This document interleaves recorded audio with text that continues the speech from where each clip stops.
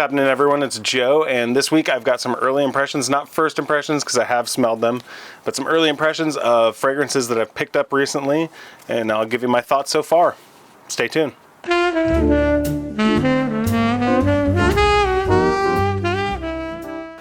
To start things off, I'm going to talk about Red from Marc Ecko. This one I picked up recently at Nordstrom Rack. It's been sitting there tempting me for, I don't know, like a month and a half or something like that. And I've never heard anyone talk about Marc Ecko fragrances. I figured whatever, it's cheap, so I'll find out. So I picked it up, and my discovery is that it's extremely generic. Unoffensive. Like, this is like a perfect, not gonna bother anyone designer fragrance. It's clean, doesn't smell overly synthetic, but it doesn't smell natural. It just kind of smells like citruses and clean laundry. So I haven't looked at the notes on this one. I suspect there's probably a lot of citrus and a lot of white musks is my guess. Because yeah, it's kind of it just smells like soapy, clean laundry. Fine. It's honestly, it's not that remarkable. If you are looking for something to fit the bill of like generic, clean, I don't know, don't get it. Like, I don't get it. It's not really, I mean, it's a cool bottle, but that's about it. The scent, there's just nothing really interesting about it. Sorry. Second up, kind of in the same vein, is one that I've heard people talk a lot about recently, and that is F Black by Ferragamo. And this one, again, saw this at a Ross, and I've heard enough people talk about it. I was like, okay, yeah, blind buy, I'll get it. And I will say this one is better than the Marc Ecko. None of the fragrances I have today I feel like are bad. They're just either uninteresting or good. This one is, again, kind of that generic designery smell. It's mass appealing. It's a little bit spicier, so I think it's a little bit more interesting than the Marc Ecko. This I might be more interested in like an office setting for it. There's cardamom in it, so it gives it kind of that feel. I still don't know how I feel about cardamom. Kind of, it's a strange note for me. It feels like taking a time trip to the 90s. So the Ferragamo, I'd say, is clean. It's a little bit spicier, a little bit more professional, maybe a little bit more mature than the Marc Ecko. But I don't think it is necessarily deserving of all the hype.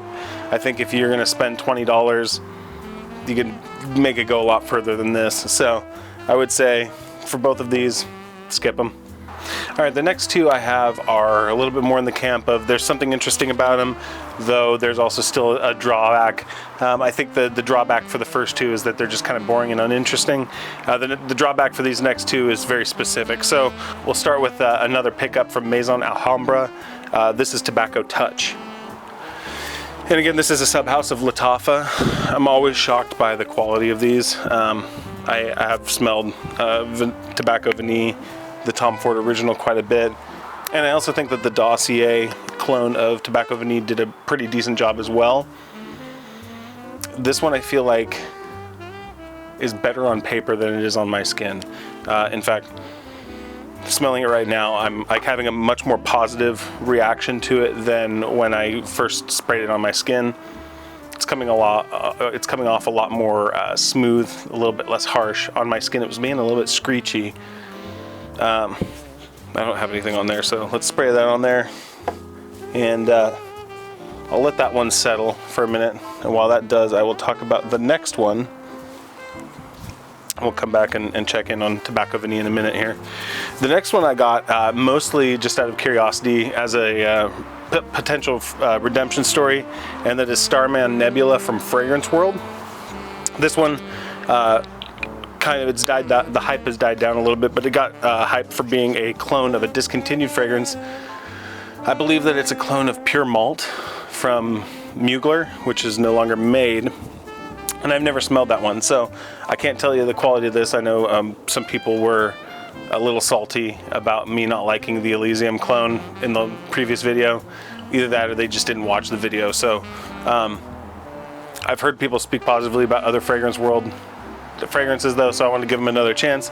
This one comes pretty hyped, so I got this one, and I could tell you right now, my first impression when I first sprayed it was, oh no, they screwed up again. This sucks.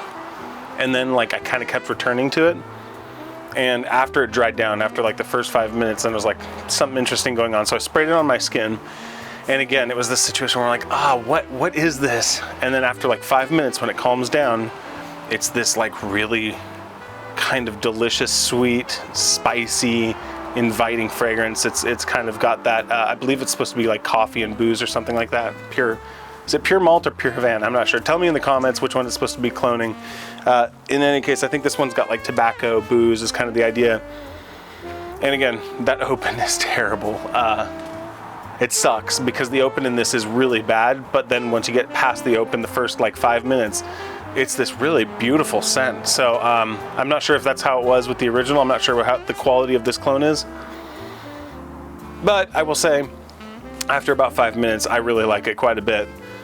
So that's Starman Nebula. Tobacco Touch. Just had a little bit of time, and actually, yeah, I'm not sure. Maybe I'm having a different experience this time. It's not as, I'm not getting the screechiness that I was last time. It's a little bit smoother for me. The tobacco's a little bit more prominent in it. So it's a little bit chocolatey as well, which is something that I'm familiar with from the original. So I'm not sure what it was. Maybe something's changed in the last few days. I think this is a lot better than it was when I first sprayed it on. So, all right, Tobacco Touch, good on you. Okay, I'm not sure if you could tell, I've been very impressed with Lattafa, and more specifically Maison Alhambra recently. So I've picked up some of their fragrances. So the next two are also from Maison Alhambra. The first one I got recently, and the first thing I gotta say about it before anything else is the presentation on it was kind of insane. Lattafa often has like presentation that is like way nicer than they have any right to be for $25 fragrances. But Kismet for men, which is a clone of Tuxedo from YSL, really took me off guard. Has the whole like box with the thing that flips up, and it's like a little bed of silk or whatever that it sits in. And then the bottle itself, number one, this cap in the picture looked like it was gonna be really cheap. It weighs a lot, which is impressive. And then the bottle itself is a lot of glass. The thing is heavy. You could use this as a weapon. It also has kind of a cool design on the side here. I don't know if that's going to come through. I'll try and get that into pictures.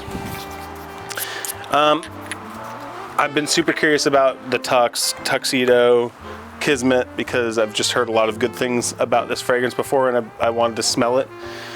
So I think it's exactly what I was expecting. It's kind of this dry, earthy, spicy. There's a little bit of sweetness in there from the vanilla, but really it's like a peppery patchouli fragrance.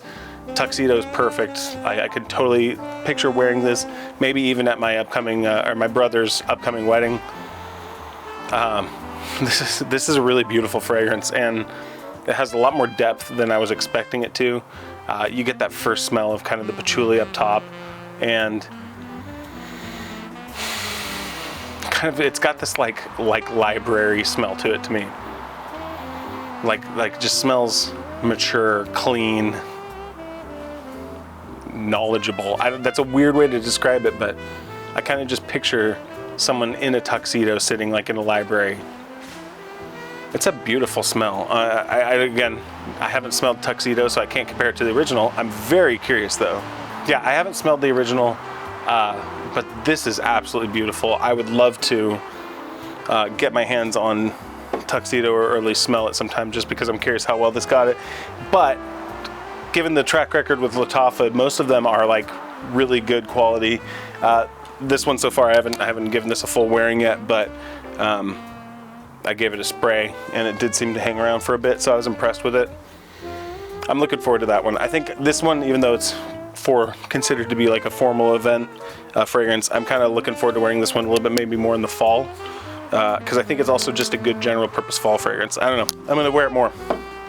And then next up, another one from Maison Alhambra. Doesn't get talked about as much, though that might change soon, we'll see. It's Black Origami. This is a clone of Tom Ford's Black Orchid. You know, first impression, I thought maybe this might be Black Afghano, but I didn't check. I just ordered it out of curiosity. It was cheap, and when it arrived, I sprayed it, and I was like, oh no, that's not. That's Black Orchid, and I'm in a very small subset, it seems like, of people who like Black Orchid. It seems like it gets a lot of hate from the fragrance community. I love it. This is like a super earthy, dark, I think truffles is one of the notes in there. And you get that. It's just like really dark, earthy fragrance. It kind of reminds me of some of the smells like when I'm working with my mom when she's a gardener and does a lot of gardening stuff. And when I would help her out, there's some of that smells involved in this. So maybe it's just a little nostalgic for me, but it's this like dark, earthy, and darkly floral fragrance. So it does have florals in it, but when you're picturing them in your mind, they're like dark purple florals. There's nothing really bright about this one. It's a deep, mysterious, I love it a lot. I think it's unisex, but probably a little bit more female than, or feminine than masculine. That being said, I think it's beautiful. I do want to show it to my mom. I think she might have a little bit of affinity to it for it, because there is like a little, there's something greenhousey about it. And I can't really describe it, but I like it. So, a Black Origami, it's a winner. And finally, for you, I have one fragrance which I was kind of expecting to be middling on and found a new love. That is Declaration from Cartier. This one, first of all, I got this off Amazon because Amazon had a sale on it. It's $50 for a full-size bottle. That's a pretty good price when it normally goes for like $80 at a discount. So if it's still there, that's not bad at all. This stuff, I kind of was looking at the notes before I sprayed it. Figured that it was just going to be like a good professional office scent. And number one, though, that atomizer is really nice. I also really like how it has this like little thing that you flip up to lock it in place. I was expecting it to just be like a professional work scent, and I spray it and I catch a whiff of it, and that's exactly what it is. And I'm like, okay, that's fine. And then I like caught another whiff, and I'm like, oh, weird. Like I thought I had a little BO. Because I'd sprayed it right on my forearm, so I'm smelling my forearm. And I'm like, oh, weird, did I not put on deodorant today? I have a little BO or something like that. No, I just took a shower. It's not that for sure.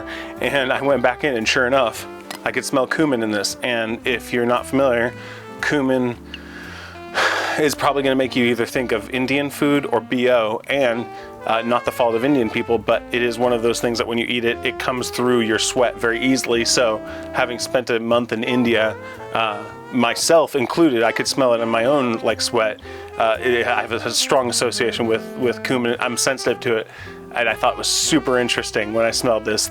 I'm gonna do a whole video series on this, but when you get right up on it, so you have to be right up on it, super intimate in order to pick up the cumin, in my experience. When it's just out in the air, you kind of just have this spicy thing. There is something culinary in the background, it feels like, but otherwise it's just this fresh, clean, spicy fragrance. When you get right up on it, that's when you get this little hit of cumin. And to me, it makes me think of like a person who's just like sleeved out, like has full tattoos all over their body, and they go to work in like a full length, like button-up t-shirt to hide the tattoos, where like if you get close, you'll see there's like something hidden underneath, but otherwise they just look normal. And that's what this one is. It's like, it's just a work fragrance. It's just whatever till you get close, and then boom, it's got this like cumin note, which I think is so interesting. I have been so I spent a lot of time in the last like couple months over at Nordstrom smelling everything they've got essentially, and they have a lot of really amazing stuff there, but they also have like all the designer stuff, and I just get so tapped out on it after a while. I was with a friend, we were at the Tom Ford stand smelling all of their stuff, and a salesperson for Valentino came over, dragged us over to their stand, and they were taking us through the whole Uomo line, and none of those fragrances smelled bad, but they all smelled extremely generic, and by the end of it, they all smelled the exact same to both of us. It was a bad demo, frankly, but I don't know if it could have been helped because I feel like I've smelled all of those fragrances a million times. So when I smelled this Declaration, I was like, oh God, thank you. It's from 1998. It's so old, but it has something to bring that's different than like everything we're getting today. And that is so nice. So I'm going to be dipping way hard into the house of Cartier. Mainly I got this one because at Nordstrom, I think it was the Pasha Parfum, I think. I still have to get that straightened out, but I sprayed that. Thought it was one of the most amazing things I ever smelled. And so I grabbed this as a result, and now I just want to dig into the house because I feel like everything I'm smelling from them is deceptively interesting.